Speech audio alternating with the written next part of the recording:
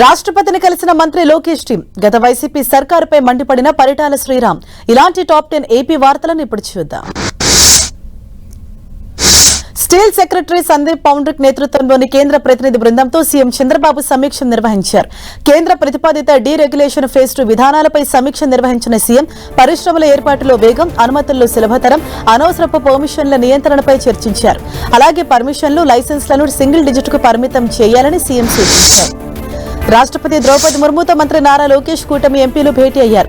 రాష్ట్రపతి ముర్మును కలిసిన మంత్రి లోకేష్ కూటమి ఎంపీలు ఆంధ్ర చట్ట సవరణ బిల్లు 2026, రాజధానిగా అమరావతి చట్టబద్దత బిల్లుకు చట్టరూపం కల్పించినందుకు ధన్యవాదాలు తెలిపారు. అనంతరం అమరావతి చారిత్రక, సాంస్కృతిక నేపథ్యాన్ని రాష్ట్రపతికి వివరించారు. అంబేద్కర్ కోనసీమ జిల్లా ముమ్మిడివరం నియోజకవర్గంలో దేవాదాయ శాఖ మంత్రి ఆనం రామనారాయణ రెడ్డి పర్యటించారు. కాట్రేనికోనలో కుండలేశ్వర స్వామి ఆలయాన్ని దర్శించి 2.5 కోట్లతో చేపట్టి అన్నదాన సత్రం, వసతి గృహాలకు శంకుస్థాపన చేశారు.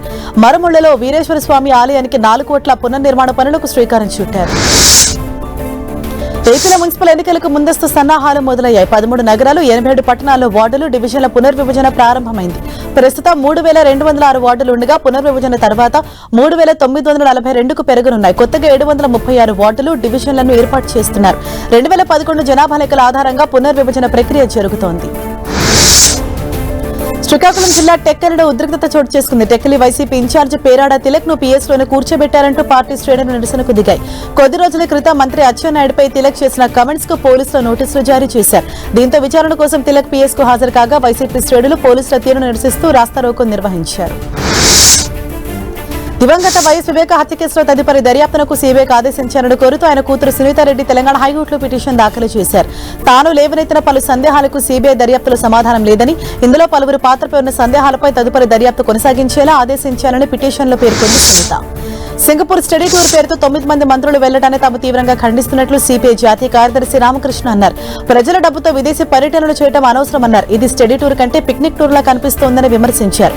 రాష్ట్రంలో అనేక సమస్యలు ఉన్నప్పటికీ వాటిని పక్కన పెట్టి విదేశీ పర్యటనలు చేయడం సరైన నిర్ణయం కాదన్నారు. వైసీపీ హయాంలో ధర్మవరం నియోజకవర్గంలో జరిగిన భూ అక్రమాలపై విచారణ జరిపించి పేదలకు న్యాయం చేయాలని సత్యసాయి జిల్లా పుట్టపర్తి కలెక్టరేట్ లో జాయింట్ కలెక్టర్ను టీడీపీ నేత పరిటాల శ్రీరామ్ కలిశారు. గత వైసీపీ పాలనలో ఆ పార్టీ నేతలు వారి అనుయాయులకు ఇష్టం వచ్చినట్లు భూముల్ని కట్టబెట్టారని పరిటాల శ్రీరామ్ ఆరోపించారు. గత వైసీపీ ప్రభుత్వంలో బోడికొండపై ధ్వంసమైన సీతారాముల విగ్రహాల నిమజ్జన కార్యక్రమం ఘనంగా జరిగింది. ధ్వంసమైన పాత విగ్రహాల నిమజ్జన కార్యక్రమాన్ని మంత్రి కొండపల్లి శ్రీనివాస్ ప్రారంభించారు. ఉదయం రామతీర్థం నుంచి ఊరేగింపుగా విగ్రహాలు బయలుదేరాయి. కోనసీమ జిల్లా కోటిపల్లి వద్ద గోదావరి నదిలో విగ్రహాల నిమజ్జనం చేశారు. ఉత్తరాంధ్ర ప్రజల ఆరాధ్య దైవం సింహాచల వరాహలక్ష్మీ నరసింహస్వామి ఆలయంలో తొలి విడత చంద్ర మార్గదీత కార్యక్రమం శాస్త్రోక్తంగా ప్రారంభమైంది. ఉదయం స్వామివారికి పవిత్ర గంగాధార జలాలతో అభిషేకించి నిత్యారాధనలు నిర్వహించారు. అనంతరం వేద మంత్రోచ్చారణల నడుమ గంధ మార్గదీత కార్యక్రమాన్ని ప్రారంభించారు.